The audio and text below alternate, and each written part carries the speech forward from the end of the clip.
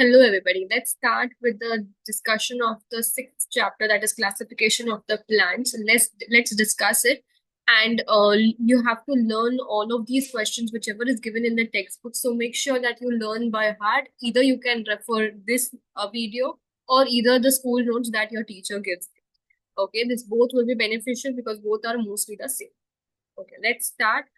The first thing that will come in your textbook is the match the following. That is Thallophyta, Bryophyta, Pteridophyta, Gymnosperms, and Angiosperms.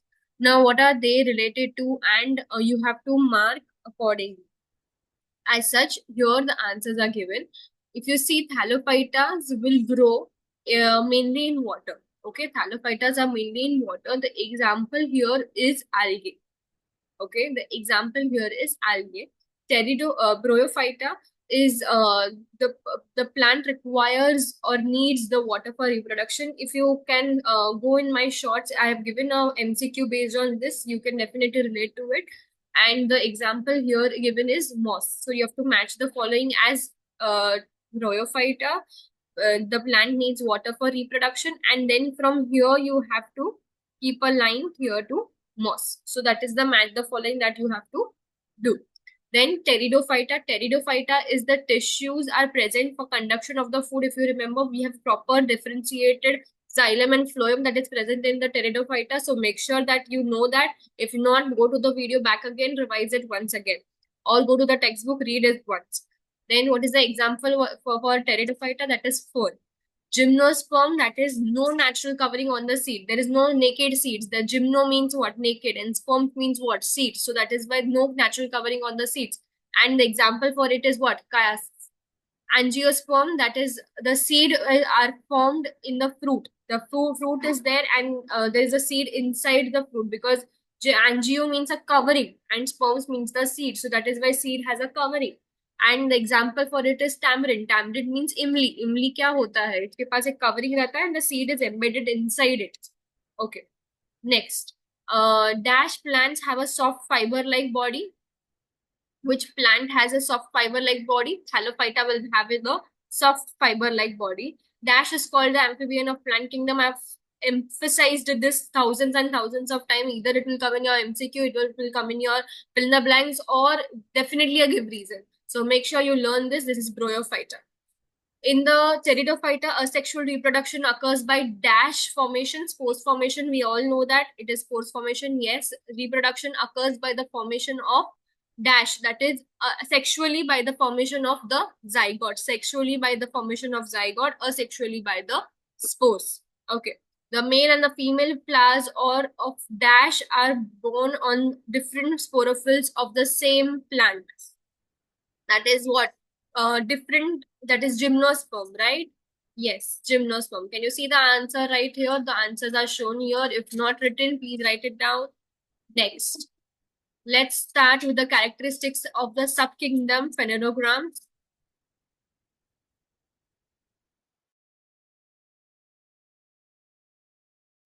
Okay, with the one word answers.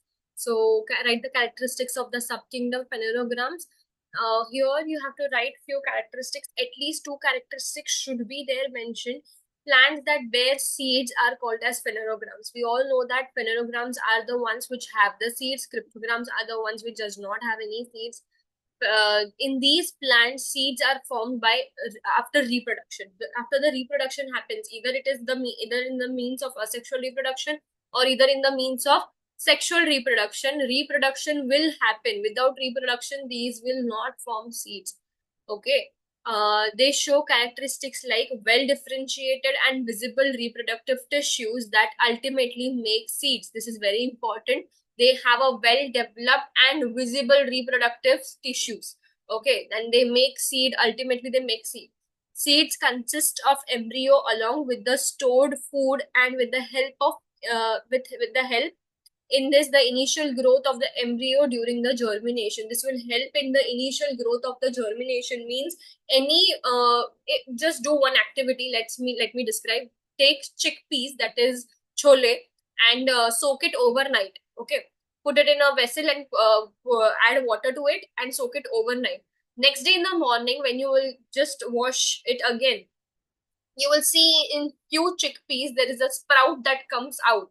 Okay, so you just open that, and the fleshy part of the chickpeas is the food for the embryo. That is the sprout that has come. That is the embryo which has come out now, germinated. Okay, so now that germination has happened, so the food from where it will take the food from the chickpeas flesh. If you just divide the chickpeas, the fleshy part that is there, that is the food for it. Okay, so that is the food. If you don't know what is the food for the embryo, then you can just do this experiment. Phanerogams are further subdivided into gymnosperms and angiosperms on the basis of the seeds which are enclosed in the fruits or not. Phanerogams are further divided into angiosperms and gymnosperms. Why is it mentioned here? Because there is a subdivision. एक category के नीचे दो division और आ रहे हैं, so we have to write about it. So it is angiosperms and gymnosperms, which means that they bear the fruits are, or the seeds are enclosed in the fruit or not.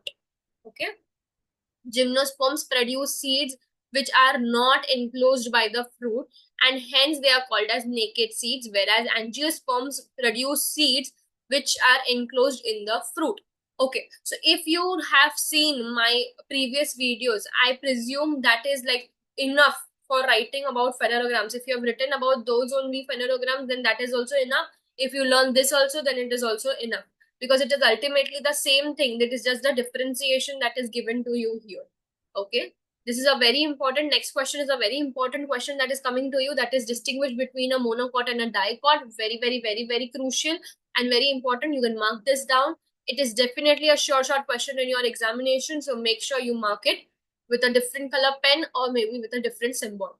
Monocots. Monocots are the ones with one cotyledon. Dicots are the one with two cotyledon. Cotyledon means क्या, दो भाग जो हो जाते हैं एक seed का, that is cotyledon. Okay, the two parts of a one seed.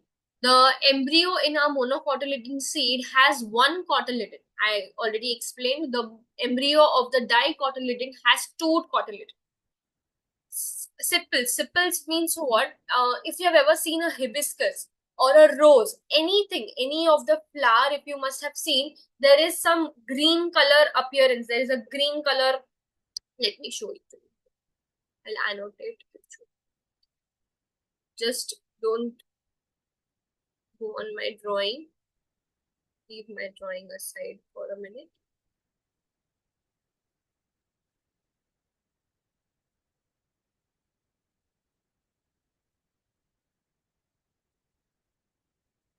Okay, this part, these tiny leaves that just hold the bud, when the initial stage of the flower is not bloomed, it is not bloomed yet, and it is holding the bud, that is called the green part, the green small leaves are called as sepals. Okay, so make sure that you know this, how, what are sepals. If you don't know, please write it down somewhere so that that can help. Okay, sepals of the petals. Sepals of the petals means what? The petals are there, and the sepal that is holding them are in the three or multiple of three. That is nothing but the petals or the sepals. Either the petals or the tiny sepals that are there under it. In monocot, it is a multiple of three, or it can be multiple of three. It can be 3, 6, 9, and etc. etc. Okay, but it cannot be 3, 2, 5. No, not like that. 3, 6, 9, and all that. Multiples of 3.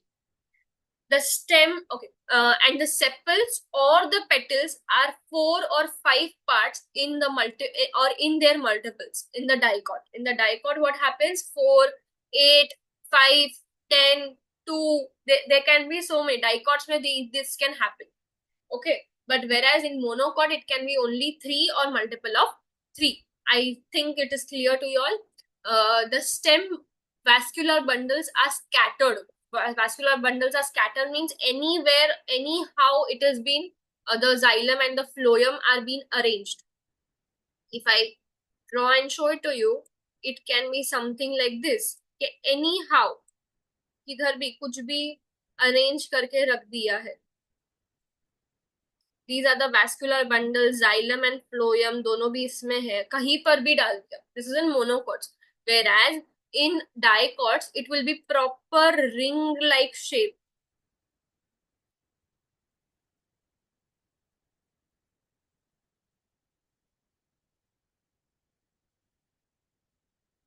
Can you see this?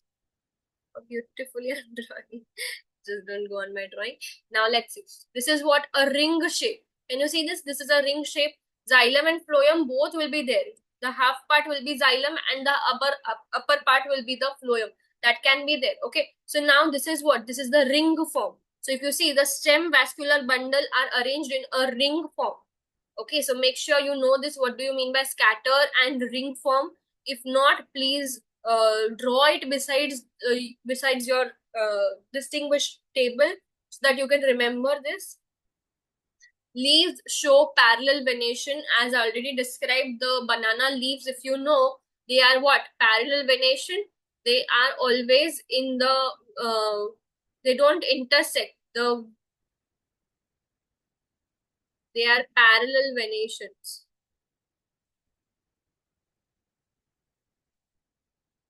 They don't meet each other. The branches, the stems don't meet each other. They're all parallel to each other. They don't intersect with anyone. Okay. Whereas in dicots, what will be there? They are branched, right? They are branched. They can be however they want to be. They can be any way. Like, the veins are typically reticulate. The word is reticulate. If you don't know the word, please write it down. This is the leaf formation that you know. The parallel venation, and it is reticulate venation. Reticulate venation means in any format, this format, branched like format. Okay. Next, the roots. In monocots, it will be fibrous roots, whereas in dicots, it will be taproot. Okay. They have fibrous and adventitious roots, that is maize or jawar. And in dicots, they will be having tap roots, that is example is sunflower and beans. Any type of beans can be given in dicots. Okay, I hope this distinguishes very clear to you all. Now let's go to the next thing here. Write a paragraph in your own words for the ornamental parts, plants like called as ferns. Okay, so ferns, you have to describe ferns. Now, mostly here, few things you have to actually describe about Pteridophyta only. Pteridophyta ki classification only you have to write it here. It's just that you have to just give a name to the plant that is fern here, that is described, and few important ornamental properties that fern has, you have to write about that. So fern belongs to the division Pteridophyta, as already mentioned. The plant's body of the Pteridophyta is differentiated into root, stem, and leaf. This is the first characteristic of a pteridophyte. So they are found in cool, damp, shady places and have specialized tissue for conduction of food and water. As already we know, if you know pteridophyta characteristics, you just have to copy and paste here. Just write fern, fern, fern, fern before that. Ferns are economically important plants as they are used as for the ornamental purposes. Since they are grown in the gardens, they do not bear flowers and fruits. Gardens may grow hote, that is why they don't have flowers and fruits, but they bear different types of attractive leaves. Okay, they have very good attractive leaves which will attract you in the garden. Okay, so they reproduce by spores formation, which develops on the lower side of the leaflets in the form of a sorry. So that you might have seen it in your textbook. It is there in the posterior side of the leaf. The posterior means the back side of the leaf. The spores are being formed. Some of the ornamental ferns are the sword ferns, Nephrolepis, holy ferns, Tritomium, leather ferns, that is Romahara. Okay, Romahara, that is not that important. Nephrolepis is important here. Spot phone. Okay, so let's go to the next sketched and labeled and describe the Spirogyria. Maybe mark 10,000 stars here because it is going to come in your examination, and I'm very, very damn sure about it. So make sure you mark this very well because it is very important to you all.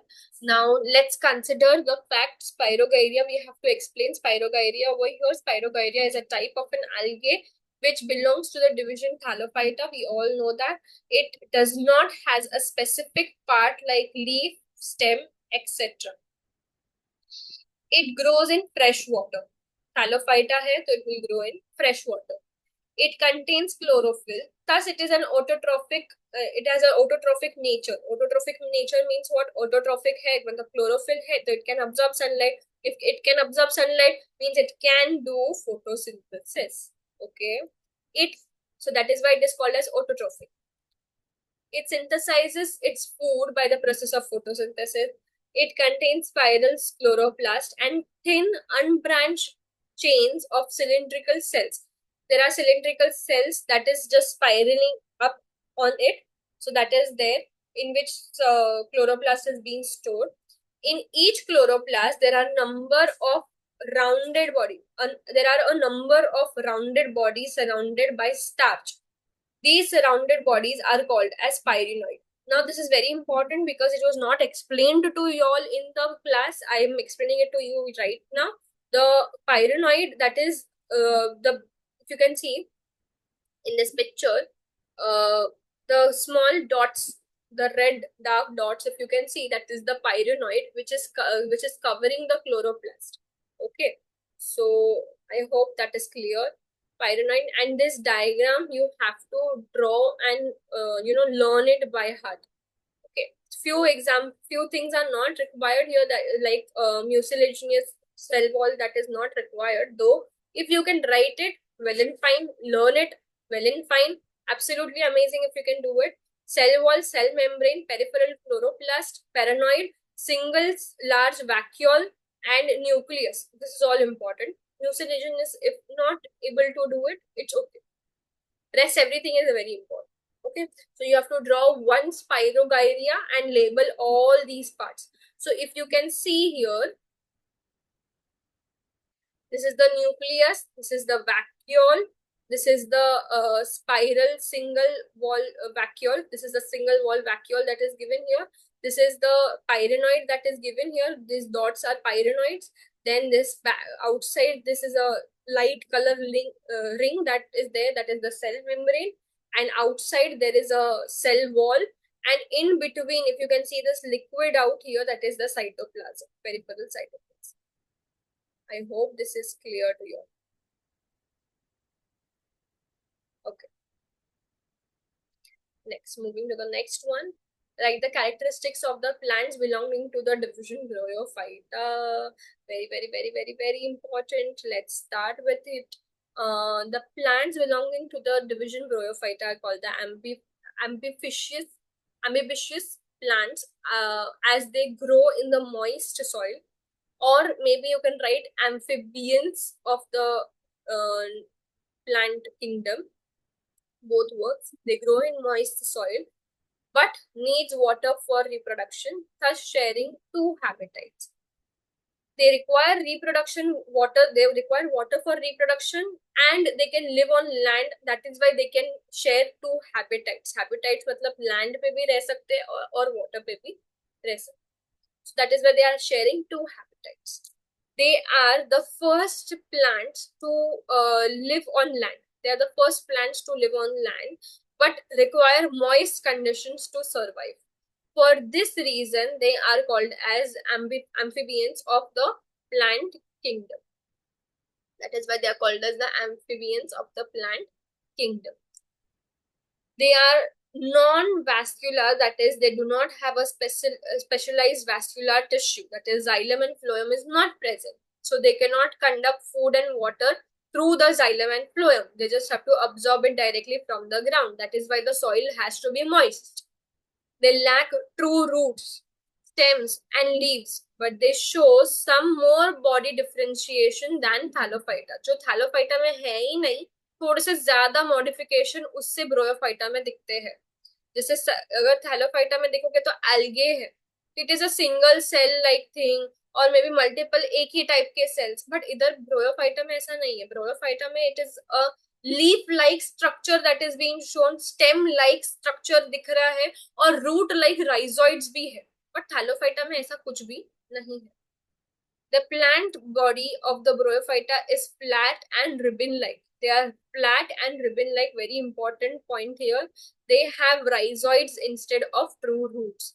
They do not bear flowers and seeds. उनके पास flowers और seeds दोनों भी नहीं रहते हैं, but they have capsules.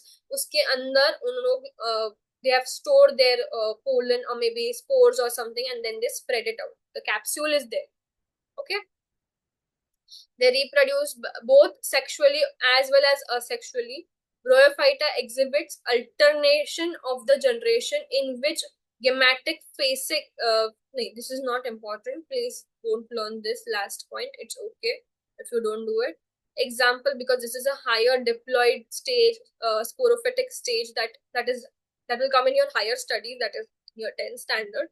Not required right now. Don't learn it. Example, Riccia, Merchantia, Anthroisis, Urania. Okay, so you have to learn these examples definitely. Okay, sketch and label the features of the following plants and explain them in brief. Merchantia, you have to draw Merchantia, though it is not visible. It is there in your textbook. Please refer to it. Merchantia is a bryophyte. Merchantia is called as the amphibian of the plant kingdom, as it shares two habitat, that is soil for growth and water for reproduction. It's here. It lacks conducting tissues which conduct food and water. They don't have same. जो भी bryophyta में लिखना है, you just have to write the same here. They have a ribbon, flat ribbon like long, and without root, stem, and leaf. Instead of root, they bear rhizoids, if you can see. So here this labeling is important. If you're drawing, you draw any type of a leaf, something like this, and draw a stem like thing, stalk, उसको label करो stalk, और उसके ऊपर एक छोटा सा flower like structure बना दो, that is the capsule, and small hair like structures beneath the leaf like part, उसको label कर दो rhizoid. So that will be done as Merchantia. Next comes Funaria. Again the same Bryophyta ki characteristics you have to write here. The plant body of the Funaria is differentiated into stem-like parts, leaf-like parts, root-like rhizoids. They have capsules and stalk during the favorable condition. Spores are found inside the capsule, as I mentioned. The spores give rise to a new plant. So here you just have to draw just like a corn. And how does a corn look? There are leaves on it, right? So the same way you just have to draw something like this and draw rhizoids beneath it and make a stalk or seta, that is called seta. Here it is called seta, so make sure that you don't write stalk here. It is seta, and then the capsule here. Okay. Now comes the fern. Pteridophyta, you have to write about Pteridophyta. Fern belongs to the division Pteridophyta. The plant body Pteridophyta is differentiated into root, stem, and leaf. They are found in the cool, damp, shady places and have a specialized tissue for conduction of the food, water. They reproduce by spores formation, which develops on the lower side of their leaflet in the form of soli. I don't know why this picture is not visible here. So if it is not, please refer the textbook for it.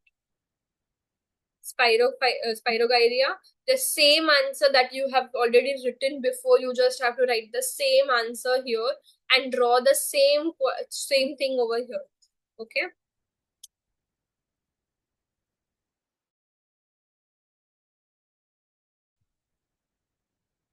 So as we have completed the Spirogyria fonts, and now we go to the question, that is, collect a monocot and a dicot plant available in your area. Observe the plant carefully and describe the scientific language about it. Okay, so here majorly it doesn't come in the examination. Still, you need to know what it is about. So I'm just explaining you, giving a quick recap to you, because it is all about the monocot and the dicot only. The same distinguish that is given in your textbook, you just have to write all the same way only. You have to write the whole thing. Just example, you have to write in monocot, that is onion. So here the onion bulb it is taken. So the root is fibrous, underground stem bulb, then hollow and tubular, and flower will be complete and bisexual. Bisexual means only one female or a male organ is there. Like, only bisexual means only male or only female. Okay. So perinath, that is made up of 6 lobes around the whole of the, that is the whole flower, that is the whole. And there are 6 lobes beside it, means the sepals and the petals. So it is a multiple of 3 to 6. That is the same thing that is given here. Androecium, it is made up of 6 stamen, and gynoecium, it is by you can write here tricarpillary or syncarpous or ovary sepia. Anything is okay about here. That is the name that is given to the gynoecium. That is, gynoecium is the female part, androecium is the male part. Okay, so androecium is the anther and the filament, and gynoecium is the ovary, stems, and the style. Okay. Now we come to the dicot plant, that is the hibiscus. Taproot, the roots will be taproot. Stem is erect and branched. Leaves articulated or reticulated or alternate. Flowers are pedicelated. The pedicelated means with the pedicel. Pedicel is the sepal के नीचे वाला जो part आता है, डंडी, छोटा सा डंडी, that is pedicel. Okay, it is bisexual, that is only male on one flower and only female on another flower, that is bisexual. Calyx or sepals are what? 5. There are 5. Corolla are the petals. Corolla means petals. Corolla ka hi different word is petals. Okay. Then androecium, the stamens, and gynoeciums will be syncarpous. You can see the picture here, right here. Okay. Question, if you can see here before the next question, this is the whole diagram structure that is being shown. I presume it will be given in your examination, not in your examination, sorry, in your school notebooks, because the teacher will tell you to write it down.